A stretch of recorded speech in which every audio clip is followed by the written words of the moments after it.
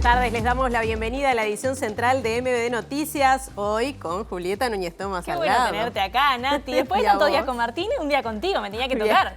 Bien, bueno, y Martín no está porque a esta hora está concentrando para el relato del partido de la selección, que empieza a las 21 horas. Ya les contaremos algo de la previa y lo que se va a hacer en TV Ciudad, pero empezamos por otro lado. Es verdad, Nati. Sí. El CODICEN de la ANEP aprobó definitivamente el diseño curricular del primer año de educación media superior de educación secundaria IUTU, que formará parte del plan de educación media superior y se aplicará a partir de 2024. El documento no contó con los votos de los representantes de los docentes del organismo y consigna algunas modificaciones del borrador puesto en consideración en agosto. Entre ellas, que la asignatura Astronomía cambia de nombre y pasará a llamarse Ciencias del Espacio y Tecnologías Aplicadas y se mantiene como optativa. En tanto, Física mantiene su nombre y no se fusionará con Robótica. Bien, este es uno de los temas que desarrollaremos a continuación, pero hay más. Sí, tenemos titulares como siempre para compartirles. El Senado aprobó convocar al ministro del Interior, Luis Alberto Heber, en régimen de comisión general para explicar la investigación paralela que realizaron algunos policías para beneficiar al ex senador blanco Gustavo Penades. La Cámara de Diputados aprobó definitivamente el proyecto de ley de rendición de cuentas con 54 votos afirmativos en un total de 98 legisladores presentes. También se utilizó por primera vez el voto electrónico. La Asociación de Fiscales del Uruguay presentará recursos ante la Suprema Corte de Justicia y la Comisión Interamericana de Derechos Humanos contra la discriminación salarial y la disposición que les prohíbe trabajar como abogados tras dejar la Fiscalía. La Cámara de Transporte y la Patronal de Taxi consideran que la quita de la mampara aportaría mayor libertad para los taxistas. Desde el sindicato se reivindicó la mampara como herramienta de seguridad. El Frente Amplio convocará al canciller Francisco Bustillo a la Comisión de Asuntos Internacionales para que responda al Parlamento sobre los avances en torno a las irregularidades de la Comisión Técnica Mixta de Salto Grande. Hasta el 31 de octubre estarán abiertas las inscripciones para educación inicial en escuelas de tiempo completo y tiempo extendido. En Montevideo se podrán reservar cupos por agenda web. El Sindicato de Formación en Educación realiza un paro de 24 horas con ocupación de la sede del IPA en rechazo a la precarización laboral y profesional de los educadores. A las 21 horas la selección uruguaya enfrenta a Brasil por las eliminatorias del Mundial 2026 en el Estadio Centenario. La previa se vive por streaming de TV Ciudad. Centenares de personas murieron y miles resultaron heridas tras un ataque aéreo contra un hospital en Gaza. El ejército israelí negó la responsabilidad y sugieren que fue un cohete fallido lanzado por el grupo palestino Yihad Islámica. El presidente ruso Vladimir Putin llegó a Pekín para participar de un foro por la nueva ruta de la seda y mañana se reunirá con el líder chino Xi Jinping para analizar las relaciones bilaterales y la situación en Oriente Medio.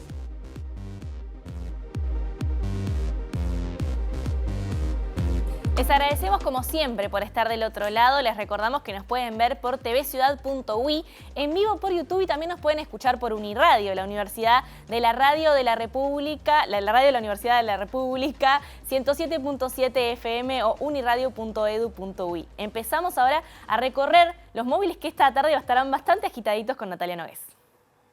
Sí, vamos al contacto ya mismo con nuestro compañero Martín Duarte, que nos va a profundizar un poquito sobre estos cambios en la currícula que se conocieron hoy en bachillerato y primer año de UTU. Martín. Así es, Natalia, porque en la jornada de hoy se dio a conocer este diseño curricular perteneciente justamente a la educación media superior, al primer año de educación media superior, y que presenta a grandes rasgos las consideraciones que se marcaron en aquel primer borrador presentado en el mes de agosto. En líneas generales estuvimos siguiendo por ahí la demanda de algunos profesores de asignaturas, puntualmente astronomía, por ejemplo, que en este caso no están contemplados en uno de los reclamos que ellos habían hecho a lo largo de estos últimos meses, es que la materia o la asignatura fuera obligatoria. Va a estar compartiendo un trayecto optativo que en algunos minutos estaremos dando un detalle, y también la mirada de FENAPES a propósito de este plan que ya es oficial y que se comenzaría a regir a partir del próximo año. Gracias, Martín. Pero hoy no es un día más y tenemos algo para compartirles, porque desde este mismísimo momento, en vivo por YouTube, arranca el streaming de la previa del partido de Uruguay. Como sabemos y lo compartíamos hace minutos nada más, Uruguay va a estar jugando contra Brasil y tenemos un equipo divino de compañeros y compañeras que van a estar en este streaming en vivo por el canal de YouTube de TV Ciudad. Va a estar Virginia Iturbide, Juan Pablo Rodríguez en el estadio, también Yamandú Cardoso y Maximiliano Pérez. Les invitamos a que lo vean, pueden ir intercambiando entre el informativo y el streaming para empezar a entrar en este partido tan importante para Uruguay en las eliminatorias camino al Mundial. Ahora sí les comentamos que se ha estado hablando muchísimo estos días con respecto a la mampara del taxi y hay opiniones encontradas entre quienes piensan que es quitarla aportaría mayor libertad, como por ejemplo la Cámara de Transporte y la Patronal del Taxi, y quienes entienden que es una herramienta de seguridad, como por ejemplo el Sindicato de Taxistas. Los elementos de seguridad por los cuales la mampara indiscutiblemente fue bien puesta en el año 1994, hace 30 años atrás, hoy ha cambiado mucho toda la situación. Había un promedio de 9 trabajadores muertos por año, desde la parte de atrás del vehículo. Hoy, y desde aquellos años, 30 años después, no hay ningún trabajador muerto desde el asiento de atrás. Y nosotros tenemos definido por asamblea que si tocan la mampara nos vamos a una huelga. Bueno, lo decíamos en la portada, también hizo un adelanto nuestro compañero Martín Duarte y va a ser nuestro tema de inicio. El CODICEN aprobó en esta jornada, sin los votos de los representantes docentes del organismo, la propuesta definitiva del diseño curricular para primer año de educación media superior. Y como les mencionábamos, el documento consigna algunas modificaciones del borrador puesto en consideración en agosto, aunque como les decíamos también mantiene la materia asignatura que cambia de nombre, pero está como optativa para los estudiantes. El documento señala que el diseño planteado fortalece la navegabilidad de los estudiantes de educación media a través de los acuerdos alcanzados entre los subsistemas educativos y garantiza la continuidad educativa de los estudiantes a través de 3 niveles de navegabilidad: común, equivalente y específico, lo que se traduce en que todo el primer año los estudiantes cursarán unidades curriculares comunes o equivalentes en las que se proponen las mismas competencias generales y algunas competencias específicas comunes, lo que implica que todo estudiante que curse primer año en una modalidad podrá cursar segundo año en la otra a través de una nivelación. Por su parte, el diseño curricular presenta 3 unidades organizadas de la siguiente forma: alfabetizaciones, donde se incluye comunicación, lengua y literatura, inglés y matemáticas; un trayecto exploratorio, organizado en 3 espacios: ciencia y tecnología, ciencias sociales y humanidades, y creativo y artístico; una tercera unidad optativa, en la que los estudiantes podrán elegir de acuerdo a sus intereses y preferencias las siguientes opciones: argumentación y debate, ciencias del espacio y tecnologías aplicadas, educación en patrimonio, emprendedurismo, recreación y territorio, ambiente y sociedad. En este punto se especifica que la asignatura astronomía dejaría de existir para dar paso a ciencias del espacio y presenta un carácter optativo, hecho que movilizó a docentes y organizaciones en Uruguay. Cambiamos de tema ahora por unos instantes, porque ya vamos a retomar este tema de inicio, porque la directora en representación de la Administración Nacional de Puertos en Terminal Cuenca del Plata, Irene Caballero, renunció a su cargo. Caballero, que además es diputada suplente por el Partido Nacional, esgrimió motivos personales. La semana pasada el Frente Amplio cuestionó la actuación de los representantes de la ANP en el directorio de la Terminal Cuenca del Plata y realizó un pedido de informes al Ministerio de Transporte y Obras Públicas. Irene Caballero presentó su renuncia por carta a las autoridades de la Administración Nacional de Puertos, ANP, el 21 de septiembre. Caballero alegó motivos personales para dejar el cargo de directora en representación de la ANP en Terminal Cuenca del Plata, TCP, desde el 1 de octubre, según el documento que referenció el semanario Búsqueda y al que accedió MBD Noticias. Caballero es diputada suplente en el Partido Nacional y trabaja con el senador blanco Jorge Gandini, algo cuestionado por la oposición. Siempre nos llamó la atención que Gandini fue el único senador del oficialismo que adoptó la postura de Catu Nazi y la defendió en la interpelación, dijo el senador frente amplista Charles Carrera a Telemundo, comentario que rechazó el senador nacionalista. El 3 de octubre, el Frente Amplio realizó un pedido de informes a la cartera de Transporte para conocer el desempeño de los directores de la ANP en TCP, las actas de votación del directorio, la posición adoptada sobre el acuerdo entre el Estado y Catunasi, entre otros asuntos. La oposición ya venía realizando consideraciones críticas sobre la actuación de los representantes de la ANP en TCP. En gala de que un gobierno hace de la transparencia, bueno, nosotros como diputado de la oposición, hacer el pedido de informe en función de lo que la directora también, por parte de la oposición, Alejandra Koch, venía reclamando también determinada información al propio directorio, y por no tener los elementos suficientes, por no tener la contestación, bueno, nosotros hicimos ese pedido de informe para obtener la información de primera mano. Muy bien, y como les mencionábamos, hay muchísimas repercusiones asociadas a esta aprobación de matrícula curricular por parte del CUDICEN. Una de las voces muy importantes es la de los docentes, justamente, y con ellos es que se encuentra Martín Duarte, que adelantaba su móvil al inicio. Adelante, Martín. Así es, porque de alguna forma las ATD se habían expresado a propósito de este documento o de esta malla curricular que desde agosto se puso a consideración de los docentes con mirada crítica, porque generó que de esas 300 ATD solamente 2 dieran un visto bueno al diseño. En la jornada de hoy, bueno, se aprobó, decíamos, no cuenta con los votos de los representantes docentes dentro del CODICEN, pero ya está este diseño curricular y queremos tener la mirada justamente de FENAPES, por eso le agradecemos estos minutos a Camila Menchaca, que tomó contacto con el documento hace algunas horas. ¿Qué primera impresión genera este documento? Nosotros hacíamos algún titular, por ejemplo, alguna de las asignaturas que habían entrado en negociación por respecto a lo que esta malla planteaba, ¿no? Bien, me gustaría decir que genera sorpresa, porque nos enteramos ahora cuando nos avisan a través de la prensa, porque es un documento que se filtró, no es un documento que esté publicado actualmente en la página oficial ni de secundaria ni del CODICEN de la ANEP, pero la verdad que vienen actuando de esta manera, ¿no? Tomando resoluciones sin consultar a los colectivos que corresponde consultarles y sin hacer los procesos necesarios de trabajo. En ese sentido, llama la atención dos cosas. Hace 2 semanas se suspendió la TD de secundaria y no se le puso fecha a la TD de UTU, que tenía, entre otras cosas, que discutir sobre este tema. Se suspende la ATD y el CODICEN de la ANEP, Robert Silva, solicita que la ATD envíe todos los informes de todos los liceos al respecto de la situación de la ATD anterior, que ya había valorado por primera vez el documento sobre bachillerato.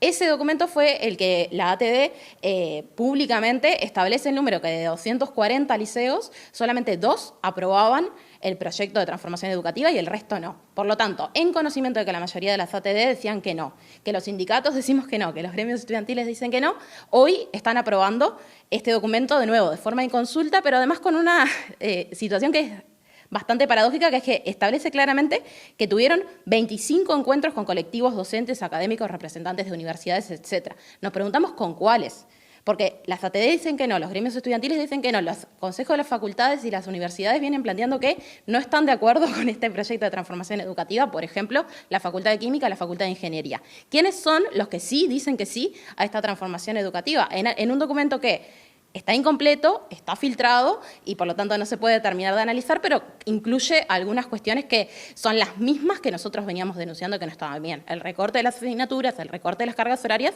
y algunos problemas de carácter presupuestal que son graves, ¿no? Establece, por ejemplo, que se va a pasar de 62 observatorios astronómicos que hay actualmente a 85. Bueno, la pregunta es con qué dinero, si no hay presupuesto, venimos en un recorte presupuestal.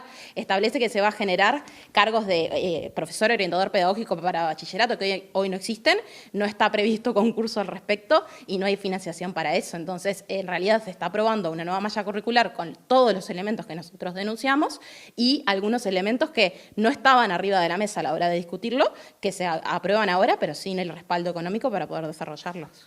¿Cómo se observa ese diseño en 3 unidades, ¿no? Que pone justamente un sector de optativas y aparecen también algunas materias nuevas? Hacíamos referencia al caso por ahí más llamativo de astronomía, que cambia de nombre, pero que se las pone también con otras materias como recreación o educación en patrimonio, por ejemplo. Sí, en realidad lo que parece es que se está intentando avanzar hacia un bachillerato generalista que no sea específico de determinada rama para ser de carácter propedéutico, pero en este caso está planteado con una serie de materias optativas que no tienen fundamento, en algunos casos es un párrafo como emprendedurismo. Dice que es necesario que los estudiantes desarrollen emprendedurismo, que podrá dar esa clase alguien de contabilidad, de administración o de economía, sin haber generado nunca en el marco de la formación docente, en el marco del perfeccionamiento docente, la educación continua, ningún tipo de curso o programa para que los docentes se actualicen en ese tema y pensar que eso pueda tener algún tipo de sustento pedagógico, didáctico, disciplinar. En este momento estamos ante un párrafo que dice que habrá que tener emprendedurismo. ¿Por qué? ¿Para qué? ¿Cuál es el objetivo de eso? No se especifica qué docente lo daría tampoco. Dice que los de administración, contabilidad y economía, que no tienen emprendedurismo dentro de su carga horaria actual en el desarrollo de su carrera. Realmente llama la atención que se priorice ese tipo de aprendizajes sobre otros, cuando tenemos incluso premios Nobel de física, eminencias internacionales que están exigiendo, por favor, que no se elimine la astronomía, en un momento en donde todos los países vienen en una tendencia a agregar esa asignatura, producto de todo lo que sucede a nivel de la exploración espacial, los viajes espaciales, etcétera, pero también la preocupación al respecto de algunas de las corrientes que de alguna manera cuestionan los saberes universales establecidos desde el desarrollo de la astronomía hace más de 5 o 6 siglos, ¿no? Con este documento ya circulando, más allá de que no esté colgado oficialmente, ¿cuál va a ser los pasos que va a dar FENAPES? Y por ahí sí va a contactar a algunos de los docentes de algunas de las asignaturas más perjudicadas, si se quiere. Es que lo más probable es que sí. En realidad se van a estar desarrollando las asambleas de las distintas filiales y eso podrá llevar a que se tomen medidas. Sin lugar a dudas, los distintos colectivos docentes que están involucrados en este tema seguirán en contacto. La FENAPES hizo un esfuerzo muy grande por contactarse con todas las asociaciones profesionales de los distintos docentes de las distintas asignaturas para presionar al CODICEN de la ANEP en el sentido de que esto pueda ser discutido. No fue y en ese sentido se tendrán que tomar algunas medidas. En el caso de Montevideo en concreto ya hay resuelta una paralización de 48 horas la semana que viene. No sé exactamente qué hará el resto de las filiales, pero es probable que la mayoría de las filiales tomen algún tipo de acción, ya sea de visibilización, de denuncia o de algún tipo de medida, porque esto es un nuevo atropello más en lo que venimos viviendo en secundaria, ¿no? La paralización de la semana que viene, ¿qué día va a ser? En el caso de Montevideo va a ser el martes y el miércoles. Martes ocupación de los liceos de bachillerato y el miércoles con una movilización hacia el CODICEN. Eso por ahora es solamente secundaria en Montevideo. Bien, muchas gracias, Camila. La palabra de Camila Menchaca de FENAPES haciendo una primer mirada a este diseño ya planteado desde el CODICEN para el próximo año. Bien, muchas gracias, Martín. Vamos a cambiar de tema, porque la Fiscalía investiga el acceso ilegal de escuchas de la causa de los vinos envenenados del sistema El Guardián por parte de 2 policías que fueron separados de su cargo y sujetos a sumario. Y el subsecretario del Ministerio del Interior, Guillermo Maciel, dijo que este hecho es grave y afecta directamente al ministro Luis Alberto Heber porque su madre fue asesinada en el marco de esta causa en 1978. En estos días la causa de los vinos envenenados fue abierta con el objetivo de determinar quién los envió a los dirigentes nacionalistas Luis Alberto Lacalle Herrera, Carlos Julio Pereira y Mario Heber en 1978. Cecilia Fontana, esposa de Heber y madre de Luis Alberto Heber, hoy ministro del Interior, tomó uno de esos vinos y murió por efecto del veneno. La investigación está encabezada por la jueza Silvia Urioste y el fiscal especializado en crímenes de lesa humanidad, Ricardo Percivale. 2 policías están involucrados en escuchas ilegales vinculadas al caso. Hay cosas que la gente no sabe y está bueno que lo sepa tal vez, es que, por ejemplo, el Guardián, que siempre decimos que es inexpugnable, continúa siendo de esa forma. El Guardián se audita diariamente, cada 24 horas hay una auditoría del Guardián en el cual se chequean los ingresos al Guardián. Y eso permitió detectar en 24 horas el ingreso de un policía utilizando el código, la clave de acceso de otro policía para escuchar, no online, no conocer de qué teléfonos intervenidos se trataba, sino que accedió a archivos de audio, a escuchar archivos de audio. Es un caso que afecta directamente al señor ministro del Interior porque tiene que ver con el asesinato de su madre. Entonces, ¿para qué ingresó este funcionario a escuchar archivos de audio que habían sido dispuestos por la justicia en esa investigación? De lo cual podemos sacar un hecho positivo. El movimiento que ha habido en la investigación de la Fiscalía y de la Justicia, en este caso que ya lleva, si no me equivoco, 45 años, para decirlo en términos que todos me van a entender, sacudió el avispero y generó que alguien se preocupara, o algunos se preocuparan, en tratar de, en forma ilegítima, ilegal, tratar de averiguar cosas.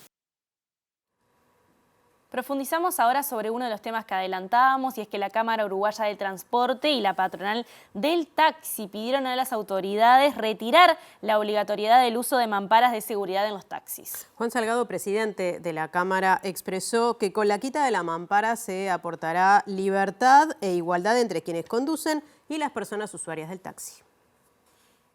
La libertad es para todos y la igualdad también. La igualdad de que los 19 departamentos tengan el mismo criterio, que se pueda o que no se pueda utilizar la mampara. La libertad, bueno, es para el dueño del taxi, que puede tener un auto con o sin mampara, que en muchos casos el propio dueño del taxi trabaja en el taxímetro, que tenga esa doble libertad. Para los trabajadores, hoy hay mucho más oferta que demanda en el campo laboral del taxi, que los trabajadores puedan decidir si van a trabajar en un auto con mampara o sin mampara, y también y fundamentalmente para el pasajero, para el cliente del taxímetro, que pueda llamar a un radiotaxi y que pueda pedir un coche sin mampara, que hoy es imposible. Más allá de la libertad también para los turistas cuando vienen. Yo creo que los elementos de seguridad por los cuales la mampara indiscutiblemente fue bien puesta en el año 1994, hace 30 años atrás, hoy ha cambiado mucho toda la situación. Lo que está más a la vista es que más del 75% hoy del dinero ya no está arriba del taxi. Pero el Sindicato Único y Autónomo de Trabajadores del Taxi se opone a quitar la mampara de los vehículos. Es más, dijeron que si se propone quitar este elemento que ellos consideran de seguridad, realizarán una huelga. Los trabajadores no concebimos la tarea, realizar la tarea sin el elemento de seguridad más importante que tenemos, que es la mampara. Después Salgado, Dobrado y el empresariado puede decir un montón de cosas. ¿Qué poder de decisión van a tener los trabajadores cuando existe un monopolio en el sector donde amenazan, coaccionan? Ni siquiera en el sector se cobra el salario mínimo nacional, y obviamente que los trabajadores decidimos cobrar el salario mínimo nacional. Bueno, todo ese monopolio, ese grupo económico que representa la patronal del taxímetro, no da opciones. No paga el salario mínimo nacional y bueno, y así tiene el sector, ¿no? Inmerso en unas condiciones de trabajo nefastas, con trabajadores trabajando 12, 16, 18 horas, bajo presión, en el sentido de la recaudación.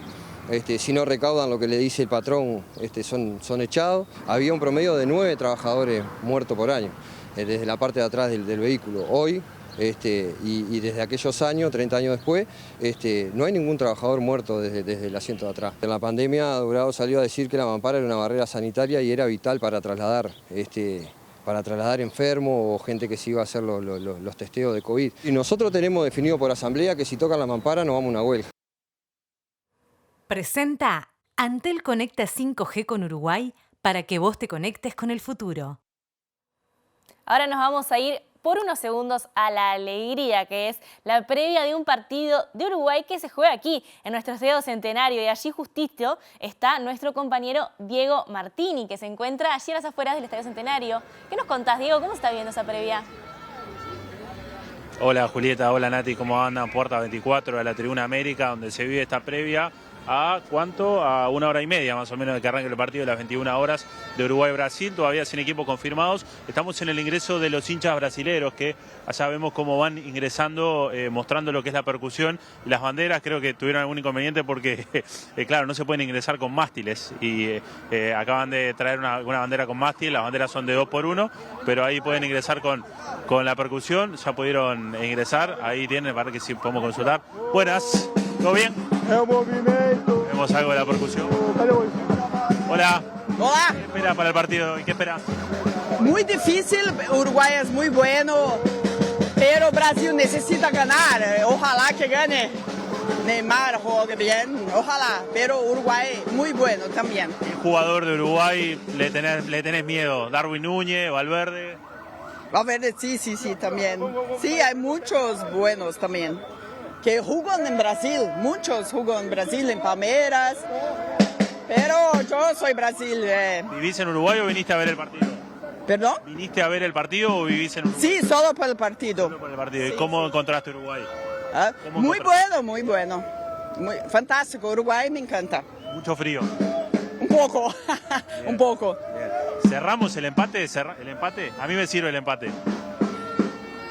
Puede ser bueno el empate, pero necesita ganar. Brasil necesita ganar. Uruguay el empate no sirve, lo cerramos. Sirve. Brasil tampoco. Bueno, bien, ahí vemos la percusión brasileña mientras empieza a llegar el ómnibus con los jugadores brasileños. A ver si podemos identificar alguno mientras los 300 hinchas que se esperan de Brasil, que están para la tribuna América, la puerta 24, están haciendo su previa mientras van entrando los jugadores. A ver si podemos reconocer a alguno por entre los vidrios. Yo no puedo reconocer, no veo a ninguno. Capaz que ustedes por ahí pueden llegar a reconocer, pero no ubico a ninguno.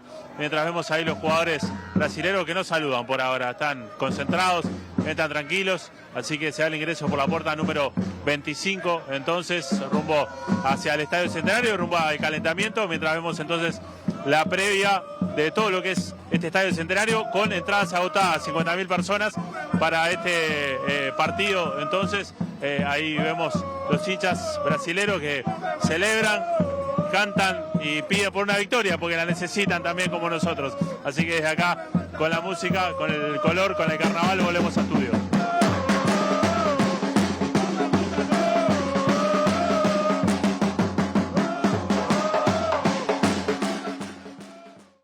Presentó Antel Conecta 5G con Uruguay para que vos te conectes con el futuro. Bueno, acá con Julieta que no para de bailar. ¡Cuánta energía en ese móvil! ¡Cuánta energía en ese móvil! Les contamos que además de vernos a nosotros por YouTube, también pueden ver a nuestros compañeros que están haciendo una transmisión por streaming. Allá estamos viendo a la queridísima Virginia Iturbide, a Mandú Cardoso, a Maxi Pérez. Y también está el gran JP. El JP que está en el estadio. Capaz que se cruzan y se dan un choque los 5 con JP. Vamos a ver si a JP también le sirve el empate. Porque acá nos quedamos con un poco de dudas sobre lo que dijo Diego. No sabemos si nos sirve el empate. Hay que ir a escuchar ahí la previa de la selección por el canal de YouTube de TV Ciudad para ver qué están diciendo nuestros compañeros y nuestra compañera con respecto al posible resultado, ¿no? Porque seguramente deben estar analizando bastante. Deben estar analizando. Yo sin demasiado conocimiento te digo que creo que con Brasil sirve un empate, parece, pero bueno. Yo quiero ganar, yo voy por todo, o sea, ahora al principio te digo que ganamos, pero después no sé. Bueno, mientras tanto, no sé, vamos a dejarlo por ahí. A las 21 horas empieza este partido contra la selección brasileña en el Estadio Centenario, pero tenemos muchísimo para repasar en este rato. Han pasado muchas cosas, así es. Nati, les comentamos que el diputado Frente Amplista, Nicolás Viera, anunció que llamarán al canciller Francisco Bustillo a la Comisión de Asuntos Internacionales por la falta de respuestas a lo resuelto por el Poder Legislativo luego de la interpelación por las contrataciones en la Comisión Técnico Mixta de Salto Grande. Señaló que de no recibir respuestas no descartan realizar una nueva interpelación. Luego de la interpelación al ministro de Relaciones Exteriores, Francisco Bustillo, y a la ministra de Economía y Finanzas, Azucena Arbeleche, la Cámara de Diputados resolvió el cese de los 36 cargos por designación directa en la Comisión Técnica Mixta de Salto Grande, la renuncia de los 3 directores políticos y la realización de una auditoría interna. La Cámara de Representantes votó una moción por unanimidad de partidos que establece una respuesta de manera inmediata al problema de las irregularidades en Salto Grande. Nosotros desde el Frente Amplio entendemos que lo inmediato es inmediato, que no son 15 ni 20 días ni un mes posterior a la interpelación. Por tanto, vamos a esperar de manera cautelosa cuál es la respuesta que el Poder Ejecutivo tiene para darle al Parlamento, cuáles son los niveles de avance y eventualmente pensaremos otros caminos en caso de que las respuestas sean nulas. Puede suponer una nueva interpelación. Nosotros ya lo planteamos, de hecho esperábamos que en el correr de la semana pasada pudiese haber alguna respuesta que no hubo y eventualmente una nueva interpelación al ministro de Relaciones Exteriores es posible porque entendemos, no solamente el Frente Amplio, sino otros partidos políticos y otros legisladores, que no han existido las respuestas contundentes a la situación de gravedad que amerita esta esta gestión al frente de CTM por parte de la delegación uruguaya. Bien, y se supo hace algunos minutos, la Cámara de Senadores aprobó por unanimidad convocar para el próximo martes al ministro del Interior, Luis Alberto Heber, en régimen de comisión general para explicar la investigación paralela que realizaron algunos policías para beneficiar al ex senador Gustavo Penades. Y durante esta jornada el Frente Amplio anunció que mantiene su intención de interpelar al ministro por la gravedad de esta situación. Y cambiamos de asunto. Les contamos que la directora de UTE en representación del Frente Amplio, Fernanda Cardona, mostró preocupación por la reducción de inversión del organismo en proyectos sociales. Esto impactaría directamente en el convenio establecido entre el ente e INACOP, que implicaría bajar la meta de hogares conectados y enviar a seguro de paro a cerca de 60 trabajadores. UTE tenía como meta alcanzar a fin de año 15.000 hogares regularizados. Ya había un informe del proyecto social de UTE que marcaba la necesidad de llegar a 18.000. Se había puesto una meta que fue votada por todo el directorio el año pasado de 15.000 y hace cuestión de 2 semanas se bajó a 11. Quiere decir que se reducen en 4.000 hogares no solo la llegada a UTE con la luz y la regularidad para ese conjunto de ciudadanía, sino también lo que va a representar una pérdida de trabajo para las cooperativas. El mensaje del Ejecutivo de bajar los costos de la empresa pública también ahora están teniendo su consecuencia en las cooperativas de trabajo que desde hace años trabajan para UTE. Lo que va a representar una pérdida de trabajo para las cooperativas, que para UTE siempre fue un ganar-ganar, fue pensado en la otra administración y tenía que ver con esto de que el proyecto de inclusión trabajara con cercanía en territorio y al mismo tiempo generar empleo para las cooperativas, es decir, era algo que todos se beneficiaban. Estos son como las primeras consecuencias muy visibles y lamentablemente son, como te decía, en los hogares más pobres y con las cooperativas. Les contamos que la justicia volverá a evaluar la condición de salud del ex senador nacionalista Gustavo Penades en 90 días, según informó Subrayado. El ex dirigente, imputado por 22 delitos sexuales que involucran menores de edad y privado de libertad en Florida, había solicitado medidas alternativas a la prisión alegando problemas de salud, pero las pericias determinaron que su afección cardíaca y diabetes están controladas y pueden ser tratadas en la cárcel. La reevaluación fue sugerida por el Instituto Técnico Docente. Perdón. Sí, forense. Forense, sí. Muy bien. Ahora cambiamos de tema, pero seguimos hablando de justicia porque la Asociación de Magistrados Fiscales se movilizó frente al Parlamento en el marco de la votación de la rendición de cuentas y anunció que iniciará acciones jurídicas contra la discriminación salarial que sufren respecto de los jueces, contra el artículo que les prohíbe trabajar en fiscalía y por una cosa más. Sí, y por lo que consideran el hostigamiento permanente desde el sistema político.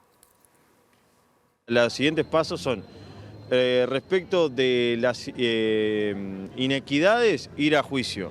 Respecto de la inhibición, la inconstitucionalidad. Y respecto del hostigamiento, ir hacia la Comisión Interamericana de Derechos Humanos y plantear esta situación, mostrar lo que está sucediendo con el Ministerio Público de Uruguay, esto que permanentemente actores de relevancia política insisten en hacer señalamientos hacia la Fiscalía, no con críticas, que sería algo esperable y entendible dada la función que realizan los fiscales, sino con señalamientos de estar permeados por lógicas partidarias, de estar permeados por sesgos en la actuación de los fiscales, algo que se dice sin evidencia. En ese sentido dijo que incluso cuando pidieron procesar al ex vicepresidente, a un ministro de Economía y a un presidente del Banco de la República Oriental del Uruguay en gobiernos pasados, no fueron hostigados como ahora. El actual fiscal de corte, el doctor Juan Gómez, cuando era fiscal de crimen organizado, solicitó el procesamiento del ministro de Economía de aquel momento, del director del Banco de República. En el año 2017, mi colega Luis Pacheco solicitó el procesamiento del quien había sido el vicepresidente de la República y estos ruidos no aparecieron. Obviamente estamos viviendo una escalada actual respecto de señalamiento a la Fiscalía, que es una cuestión inusitada y que nos merece a todos la reflexión. Bien, tema vinculado. La Cámara de Diputados aprobó con votos del oficialismo el proyecto de rendición de cuentas. Así es, el oficialismo lo votó a tapa cerrada y el diputado nacionalista Álvaro Rodríguez Hunter, quien fue el miembro informante por parte de la coalición, respondió a los planteos de los fiscales sobre la inhibición de ejercer en lo privado al dejar el cargo. Bueno, ahí podemos tener diferentes puntos de vista. El Senado decidió aprobar esa modificación. Algunos de manera personal podíamos tener alguna otra opinión al respecto, pero bueno, hay que respetar lo que decidió la mayoría. En esta ocasión se acepta o se rechaza, no hay modificaciones al respecto, pero en lo personal puedo llegar a entender algunas de las precisiones que hacen el equipo de fiscales, pero bueno, creo que también se puede volver a traer en algún otro momento o alguno de los otros temas que están en la rendición de cuentas. Nosotros, cuando se votó y se discutió la rendición de cuentas en diputados, previo a que pase a la Cámara de Senadores esas modificaciones y esos artículos que incluyen a lo que tú decías de la prohibición de los fiscales de ejercer por cierto tiempo, no la elevamos. Lo que sí yo encuentro que hay algunos puntos de diferencias dentro de la coalición, pero como manera de trabajar, o vamos a decir, la rendición de cuentas ya baja, como quien dice, a tapa cerrada del Senado y no tenemos la oportunidad de poder desglosar quiénes estamos a favor o en contra de ese artículo que tú mencionabas. Así que bueno, va a ser a tapa cerrada. Y la diputada frente amplista Betiana Díaz cuestionó la rendición de cuentas justamente que fue aprobada por votos del oficialismo, como les mencionábamos, porque no plantea políticas para mejorar la calidad de vida de la gente. Y dice que en el mejor de los escenarios el salario va a recuperar el nivel de 2019 cuando la economía crece. En el marco de esta rendición de cuentas que se hace en el cuarto año de gobierno, ¿puede salir a decir que es cierto esto de que está todo mejor o de que estas instancias presupuestales han mejorado la calidad de vida de la gente? Porque hay que ir a la frontera a ver cómo está pasando la gente, a la frontera con Argentina, que es donde está la situación más crítica, pero también en la frontera seca con Brasil. Hay que ver cómo el salario con mucho viento a favor y en el mejor de los escenarios, la promesa es que va a recuperar el nivel de 2019, así que el mejor año de los últimos en términos de salario real fue el gobierno frente amplista. Entonces realmente acá lo que no vemos es una serie de diseños de política para mejorar la calidad de vida de la gente que se deterioró mientras la economía crecía, porque después escuchamos hablar de la pandemia, de la guerra en Ucrania, de la inflación mundial, de los precios. Bueno, perfecto, está bien, todo eso pasó. Pero acá la economía se prevé que crezca un 9% al cerrar el periodo. Con todo eso, el salario de los uruguayos sigue estando por debajo del último año de gobierno frente amplista. Es decir, alguien se está llevando esa ganancia en el Uruguay. Nos quedamos en el Parlamento, pero vamos a la Cámara Alta porque con votos del oficialismo el Senado votó la creación de una sección del Archivo General de la Nación que reunirá documentos del pasado reciente y violaciones a los derechos humanos. El senador Jorge Gandini habló sobre esto justamente y dijo que los archivos serán de libre acceso, con la única restricción que contempla la Ley de Datos Personales. Por su parte, el Frente Amplio no acompañó el proyecto porque dijo que no se escucharon todas las voces. Una sección que es el archivo de la memoria reciente, cuyo cometido es reunir, ordenar, organizar todos los documentos vinculados a la historia reciente y a la violación de los derechos humanos en el Archivo General de la Nación, donde están los técnicos especializados, la experiencia, la trazabilidad, la infraestructura necesaria. Se digitalizarán todos aquellos que no están todavía digitalizados. Se ponen a libre disposición, se pondrán en tiempo real, es decir, que ustedes, los periodistas, los investigadores, los interesados, podrán consultarlos, con la restricción a esa libertad de lo que dispone la ley de protección de datos personales. No está allí la historia verdadera de lo que pasó. Lo que está allí son lo que recogieron esos archivos. hay declaraciones, hay actas, etcétera, y es la versión de quienes tomaron esas actas. El Frente Amplio vino esta mañana a primera hora a plantear que pudiéramos llegar a un acuerdo de que vuelva a comisión, porque lo que el Frente Amplio está cuestionando, más allá del fondo de esto, que no vemos que traiga nada nuevo este proyecto, es la forma en que se procedió. Para nosotros, escuchar lo que las organizaciones de derechos humanos, Madres de Detenidos Desaparecidos, Crisol, en fin, los observatorios puedan decir de este proyecto, a nosotros nos importa.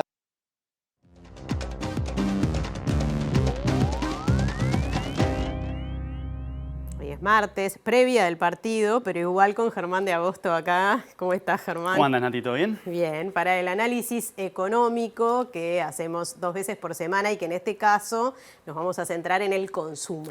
Sí, tenemos 2 fuentes de información que salieron justamente en las últimas horas y las 2 dialogan de alguna manera en la frontera. Así que vamos a empezar por el consumo. Bien, sí, estos bien. son los datos del radar Scantech, ya lo Bien, conocemos. sí. Básicamente releva el consumo formal porque es una empresa de POS.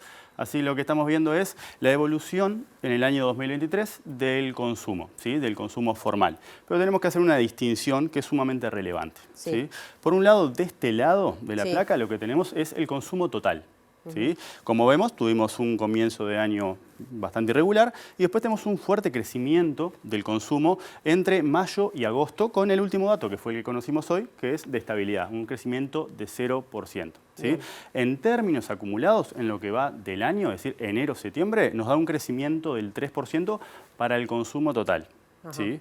Sin embargo, cuando hacemos un poquito o profundizamos un poquito más y depuramos el consumo de lo que es el consumo de agua, ¿sí? De agua embotellada, Bien. de agua justamente la que aumentó en el marco de la crisis. ¿Sí? Lo que tenemos es que se da vuelta a la foto y tenemos una caída del consumo. Es decir, lo que podemos inferir a partir de la conjunción de estas 2 gráficas es que el consumo viene creciendo o ha crecido en estos meses, pero principalmente producto del aumento de las compras de agua embotellada a raíz de la situación que atravesamos en los últimos meses. Eso explica el 0% del mes de septiembre. Y ahora se van a empezar a aparecer un poquito más, pero si vos ves el periodo que va de mayo a agosto y lo comparás con ese periodo de mayo a agosto, lo que tenés es justamente la foto puesta. Un crecimiento del consumo total, pero cuando lo depuramos, ese crecimiento se explica justamente por el aumento del consumo de agua, que ahora en la siguiente placa vamos a entender un poquito más. Fíjate que ahora lo que estamos mirando es el consumo según los grupos de familia de producto, que es otra información que podemos extraer a partir de esta fuente de datos.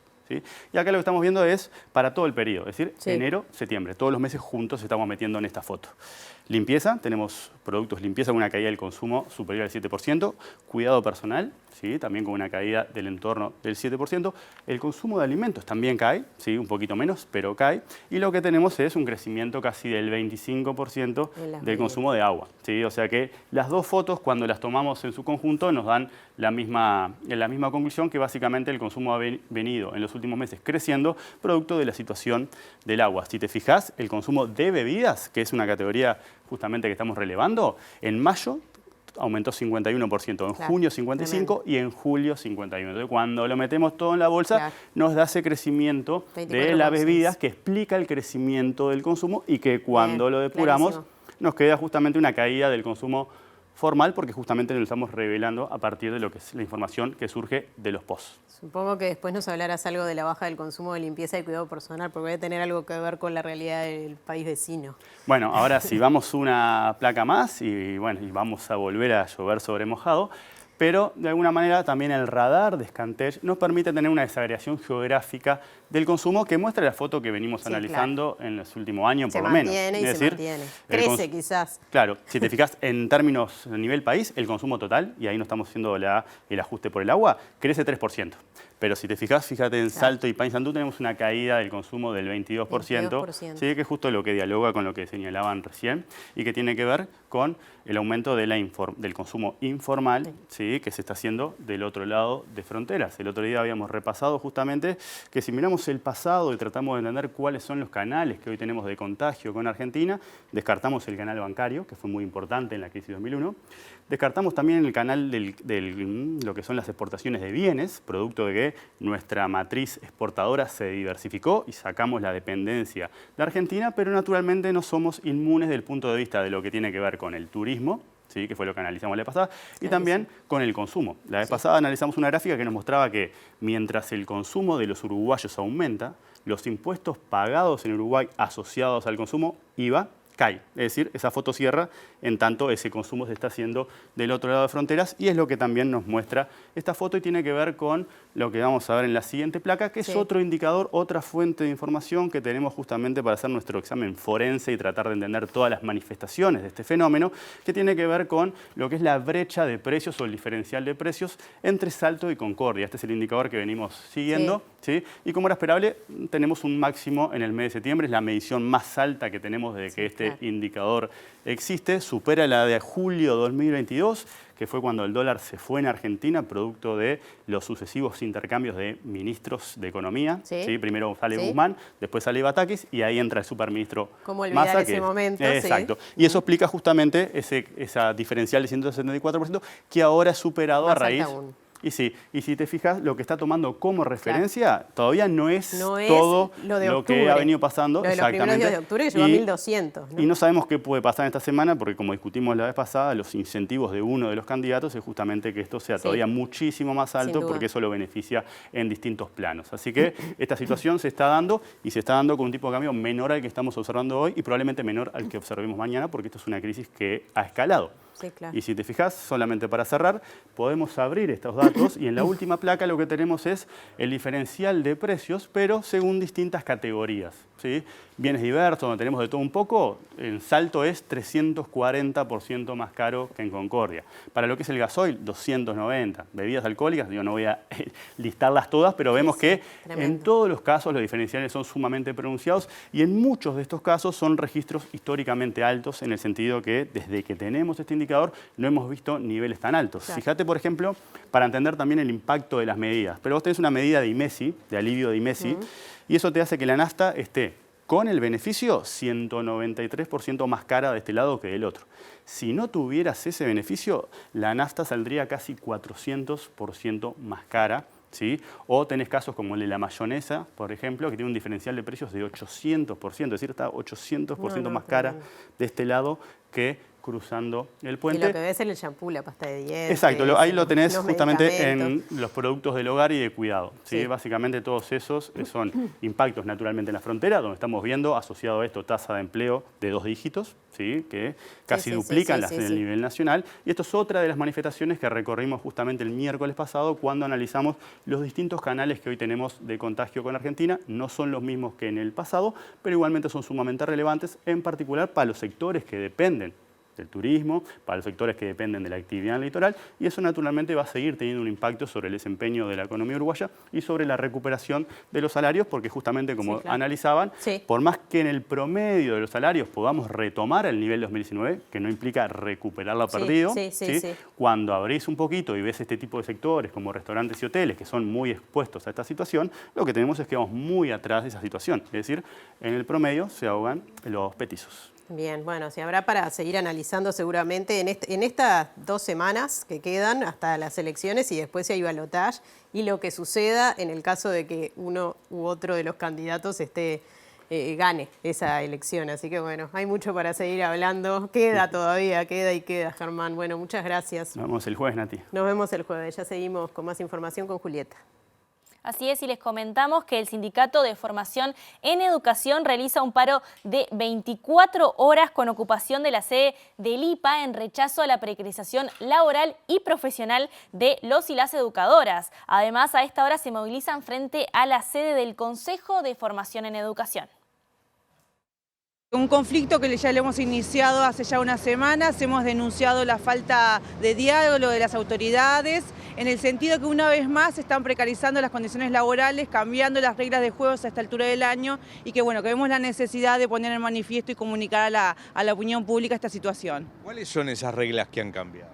Bueno, son varias, en principio tienen que ver con la elección de horas, implica de alguna manera una concentración de horas en pocos docentes, que esto tiene una consecuencia muy grave, sobre todo en el interior del país, ya que hay un desplazamiento de docentes de formación y educación a los otros subsistemas y como consecuencia también se va a producir un desplazamiento en secundaria y en UTU, pero también tiene que ver con una cuestión de perder cantidad de horas de departamento que son aquellas que nosotros brindamos a los estudiantes tanto en tutorías, investigación. Pasamos una vez más a decir que este eslogan de la centralidad del estudiante se pierde en la práctica, ya que tenemos menos horas justamente para atender a nuestros estudiantes las diferentes dificultades que le puedan surgir. En este marco, el gremio también decidió movilizarse frente a la sede del Consejo de Formación en Educación en el marco de una reunión bipartita entre los trabajadores y las autoridades de la educación.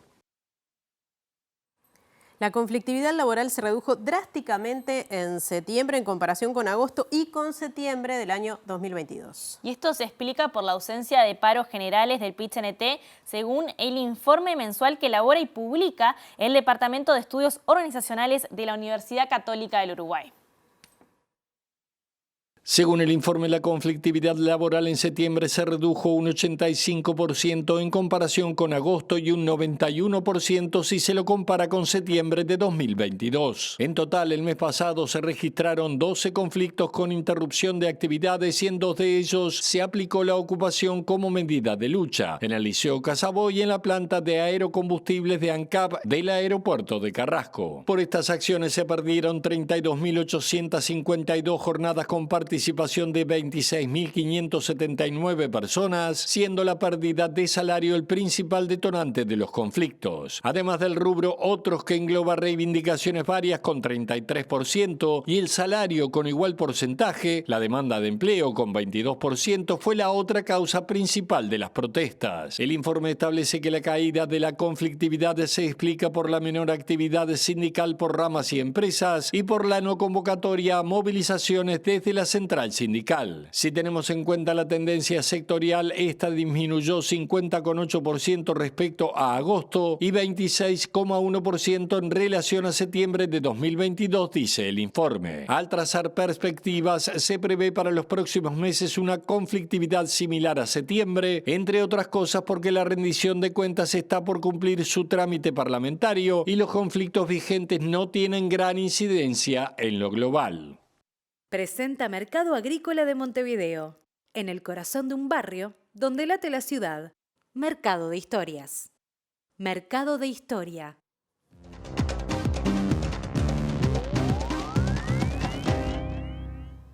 ¿Qué tal? Buenas noches. Jornada dramática en la Franja de Gaza con un ataque a un hospital que ha dejado entre 300 y 500 muertos. En principio esto se atribuyó a un ataque israelí. Sin embargo, las fuerzas de defensa de Israel, a través de su portavoz Daniel Hagari, ha dicho que está confirmado que este ataque fue un ataque fallido de la Yihad Islámica, el otro grupo fundamentalista que existe en la Franja de Gaza. Hasta que esto se confirme, las condenas siguen llegando de todas partes del mundo y han alterado incluso la agenda de varios gobernantes. El presidente Joe Biden, que va a llegar mañana a Israel para reunirse con Benjamín Netanyahu, tenía también prevista una reunión con el presidente palestino Mahmoud Abbas, que ha suspendido definitivamente, así también el rey de Jordania, quien no se va a reunir con Biden. El primer ministro alemán Olaf Scholz, que estaba de visita en Israel, tuvo que abandonar el avión cuando se iba para Egipto y refugiarse precisamente a raíz de una alarma de ataque en el aeropuerto Ben Gurión de Tel Aviv. Así están las cosas planteadas por estas horas, con condenas internacionales que incluso apuntan a Israel porque previamente hubo un ataque a una escuela que está bajo la órbita de la ONU que tuvo 6 muertos. Hasta que esto se confirme, vamos a estar en una guerra de informaciones seguramente, pero los muertos están, los heridos están y los hechos son extremadamente dramáticos. El Ministerio de Salud palestino informó que entre 200 y 300 personas perecieron en el bombardeo del hospital y centenares se hallan bajo los escombros, al tiempo que el presidente de la autoridad palestina Mahmoud Abbas declaró 3 días de luto y canceló el encuentro previsto con el presidente de Estados Unidos, Joe Biden, que tiene previsto llegar mañana a la región. Según Hassan Halaf, director médico de otro hospital que está a 1 kilómetro del centro médico atacado, dijo que el edificio todavía está ardiendo y agregó que miles de palestinos resultaron heridos y que no hay ningún sitio seguro, ya que además de heridos en el lugar se refugiaban cientos de personas que buscaban protegerse de los ataques aéreos del ejército israelí. Por su parte, el vocero de las Fuerzas de Defensa de Israel, Daniel Hagari, señaló que los informes sobre el ataque se están examinando y que más información será presentada en cuanto sea posible, ya que hay muchos ataques aéreos, cohetes fallidos y muchos informes falsos por parte de Hamás, mientras que el primer ministro israelí Benjamín Netanyahu responsabilizó a los terroristas bárbaros de Gaza del ataque contra el hospital. La Organización Mundial de la Salud, que condenó enérgicamente el ataque contra el hospital Al-Ahli, dijo hoy que 115 instalaciones sanitarias, miembros del personal médico y ambulancias han sufrido ataques en los 11 días transcurridos desde el inicio de la guerra entre Israel y el movimiento islamista Hamás, mientras que el representante de la Organización para Palestina, Richard Peppercorn, sostuvo que el ataque no tiene precedentes por su magnitud, pero va en línea de los ataques contra los establecimientos de salud en los territorios palestinos ocupados. Los ataques israelíes han dejado al menos 2.778 muertos y 10.000 heridos en la Franja de Gaza, además de 59 víctimas fatales y 1.250 heridos en Cisjordania, según afirmó el Ministerio de Salud palestino, que destacó que alrededor de 1.200 personas, entre ellas unos 500 niños, se encuentran bajo los escombros. En medio de este panorama, el presidente ruso Vladimir Putin llegó a Pekín para participar de un foro sobre la nueva ruta de la seda planteada por China, pero la ocasión será propicia no solamente para mantener conversaciones bilaterales que tienen que ver con la cooperación mutua entre China y Rusia, sino también con el escenario de la guerra en Oriente Medio y que, ha tenido un protagonismo por parte de estos líderes que han tratado de comunicarse con todas las fuerzas en pugnas en Oriente Medio. El presidente de Rusia, Vladimir Putin, aterrizó hoy en Pekín para participar a partir de mañana en el tercer foro de las nuevas rutas de la seda y tiene previsto reunirse con su homólogo chino Xi Jinping para evaluar estrategias en un momento de crisis geopolítica avivada por el conflicto entre israelíes y palestinos. En la reunión de mañana, ambos líderes tratarán asuntos bilaterales e internacionales durante un diálogo amistoso y franco, según informó el Kremlin, y el portavoz ruso Dmitry Peskov dijo que hablarán del conflicto palestino-israelí, un tema que ocupa un lugar destacado en la agenda de todos los líderes mundiales. El presidente ruso ha mantenido conversaciones con el presidente de la Autoridad Nacional Palestina Mahmoud Abbas, el primer ministro israelí Benjamín Netanyahu y los líderes de Egipto, Irán y Siria, de cuyo contenido informará al presidente chino, mientras que Pekín se ha comunicado con otros actores regionales del conflicto y ambos pidieron a Israel que acate los llamamientos de la comunidad internacional y Naciones Unidas para parar el castigo colectivo sobre los habitantes de Gaza. Pekín busca con el tercer foro de las nuevas rutas de la seda seducir a lo que denomina el sur global con proyectos multimillonarios de inversiones y ambos discutirán sobre el comercio bilateral, la cooperación económica y la situación mundial y regional, por lo que una nutrida delegación de altos funcionarios acompañan al mandatario ruso. Presentó Mercado Agrícola de Montevideo, en el corazón de un barrio donde late la ciudad. Mercado de Historias. Mercado de Historia. Muy bien, y llega el momento, se acerca el momento del partido de Uruguay aquí en nuestra ciudad y nos vamos a volver a contactar, cómo no, nos vamos a volver a contactar con Diego Martini, que está allí ya casi adentro del Estadio Centenario. Diego, ¿qué está pasando por estos momentos? Así es, compañera. Bueno, puerta del palco oficial donde entran diversas autoridades, diversas personas vinculadas también a los futbolistas e integrantes de la Asociación Uruguaya de Fútbol. Estamos en esta previa, entonces ahora empieza a venir más gente todavía, más de estas 50.000 personas que van a venir al Estadio Centenario. Esos fueron los boletos colocados. Recordemos que está saliendo en este momento por YouTube, en el canal oficial de TV Ciudad, una transmisión llevada adelante por nuestros compañeros, por Maxi Pérez, por Vicky Turbide, está Juan Pablo acá en los móviles, está Yamandú Cardoso haciendo toda la previa de este partido que comienza en un ratito y que ya tiene confirmado Uruguay con Sergio Rochete en el arco, con Ronald Araujo y Sebastián Cáceres en la defensa, con Matías Olivera y con Nathan Andes en los laterales, con Manuel Ugarte, con Federico Valverde y Nicolás de la Cruz en la mitad de la cancha, y en ataque con Maximiliano Araujo, Facundo Pelistri y con Darwin Núñez. Ese es el 11 inicial de Marcelo Bielsa para enfrentar a Brasil ahora en un rato. Hablamos más temprano con el jefe del operativo para ver qué se puede traer, qué no se puede traer, y esto nos decía. El operativo de hoy, que comenzó a la hora 16, está aproximadamente unos 300 policías involucrados de la Jefatura de Policía de Montevideo, de la Dirección Guardia Republicana, de la Dirección Nacional de Educación Policial. Y al momento se viene desarrollando todo con normalidad y con tranquilidad. ¿Qué está previsto? ¿Qué cosas se van a hacer en el horario del partido, después? Lo normal, canalizar el ingreso de las personas, estamos previendo aproximadamente 50.000 personas, canalizar el flujo de esa gente, pedirle que llegue con tiempo, para más que nada la revisación en cada una de las puertas y que sea un ingreso normal y tranquilo. Está permitido banderas, lo primero es decir, termo y mate está autorizado, radios con pilas chicas también, banderas de 2x1 sin asta, eso es lo importante, está autorizado, igual que las botellas con bebidas no alcohólicas, obviamente, de hasta 600 centímetros cúbicos están autorizadas. Se esperan aproximadamente unos 200, 300 parciales brasileños, no más, que bueno, van a ingresar en la puerta 24. Todos aquellos parciales que hayan comprado entrada en otras tribunas y sean identificados como tal, ya sea por la indumentaria o bandera y demás, van a ser redireccionados a lo que es la puerta 24. ¿Hay operativo de traslado para ellos o vienen solos? No tenemos la información de que vengan en conjunto, por lo que van a venir solos. Pero en principio la idea es que permanezca los parciales brasileños que permanezcan en el estadio hasta la evacuación total del público uruguayo. Muy bien, y ahora sí continuamos, Nati, si te parece. Este martes les comentamos que este martes comenzaron las inscripciones para educación inicial en escuelas de tiempo completo y tiempo extendido. El periodo de inscripciones estará abierto hasta el próximo 31 de octubre. En Montevideo se podrán reservar los cupos mediante la página web.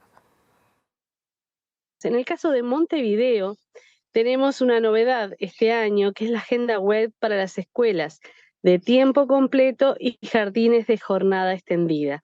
Así pueden ya agendarse, no tienen que hacer cola, cuando llegan van a ser recibidos ya con ese horario, ya los están esperando. Y esto evita también la ansiedad del estar en una cola, estar esperando. Cupos, hay cupos para todos. A veces no es en la institución en que ponemos en primer lugar, pero sí en la segunda, o sea, siempre van a tener un espacio, un cupo para sus hijos. No hay que desesperarse pero para la inscripción, pero sí vayan acercándose, así ya vamos viendo y organizando el año siguiente. Y en otro asunto, la Unión de Vendedores de Carne y los Frigoríficos lograron un acuerdo para bajar el precio de venta al público de la aguja y la paleta sin hueso. Esta rebaja se extenderá hasta fin de mes. La negociación incluyó una rebaja de casi un 40% en los cortes de aguja y paleta y estará vigente para todas las carnicerías del país. Estos cortes tendrán un precio de 239 pesos por kilo. Esta oferta de paleta y aguja sin hueso a 239 pesos, cuando el precio hace una semana era de 370, demuestra el gran esfuerzo que hacen los carniceros para la gente. El cliente es lo más importante para nosotros. Esta promoción viene a ser el fin de temporada.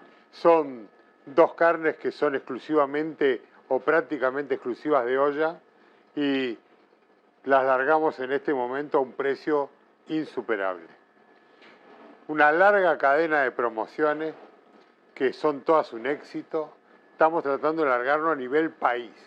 Por eso arrancamos con una campaña de socios del interior, porque como esto se transmite por todos lados, la gente pide las promociones donde vive.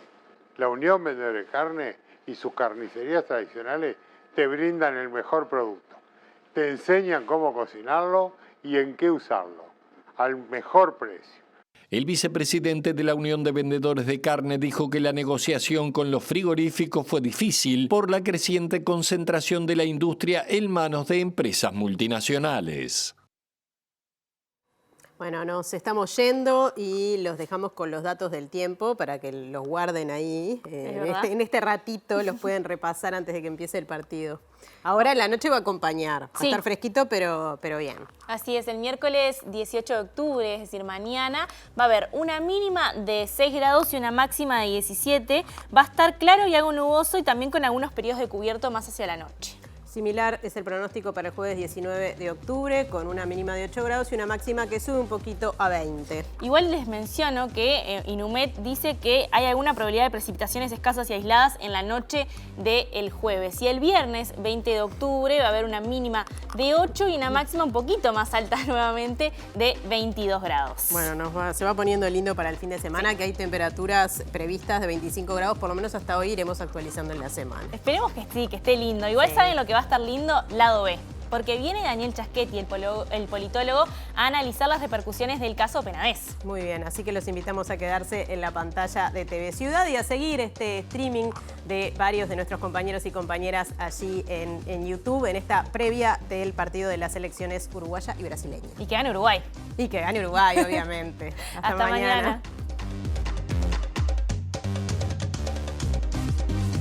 El Codicen de la ANEP aprobó definitivamente el diseño curricular del primer año de Educación Media Superior de Enseñanza Secundaria IUTU, que formará parte del Plan de Educación Media Superior. El Senado aprobó convocar al ministro del Interior, Luis Alberto Heber, en régimen de comisión general para explicar la investigación paralela que realizaron algunos policías para beneficiar al ex senador blanco Gustavo Penades. La Cámara de Diputados aprobó definitivamente el proyecto de ley de rendición de cuentas con 54 votos afirmativos en un total de 98 legisladores presentes. También se utilizó por primera vez el voto electrónico. La Asociación de Fiscales del Uruguay presentará recursos ante la Suprema Corte de Justicia y la Comisión Interamericana de Derechos Humanos contra la discriminación salarial y la disposición que les prohíbe trabajar como abogados tras dejar la Fiscalía. La Cámara de Transporte y la Patronal de Taxi consideran que la quita de la mampara aportaría mayor libertad para los taxistas. Desde el sindicato se reivindicó la mampara como herramienta de seguridad. El Frente Amplio convocará al canciller Francisco Bustillo a la Comisión de Asuntos Internacionales para que responda al Parlamento sobre los avances en torno a las irregularidades de la Comisión Técnica Mixta de Salto Grande. Hasta el 31 de octubre estarán abiertas las inscripciones para educación inicial en escuelas de tiempo completo y tiempo extendido. En Montevideo se podrán reservar cupos por agenda web. El Sindicato de Formación en Educación realiza un paro de 24 horas con ocupación de la sede del IPA en rechazo a la precarización laboral y profesional de los educadores. A las 21 horas la selección uruguaya enfrenta a Brasil por las eliminatorias del Mundial 2026 en el Estadio Centenario. La previa se vive por streaming de TV Ciudad. Centenares de personas murieron y miles resultaron heridas tras un ataque aéreo contra un hospital en Gaza. El ejército israelí negó la responsabilidad y sugieren que fue un cohete fallido lanzado por el grupo palestino Yihad Islámica. El presidente ruso Vladimir Putin llegó a Pekín para participar de un foro por la nueva ruta de la seda y mañana se reunirá con el líder chino Xi Jinping para analizar las relaciones bilaterales y la situación en Oriente Medio.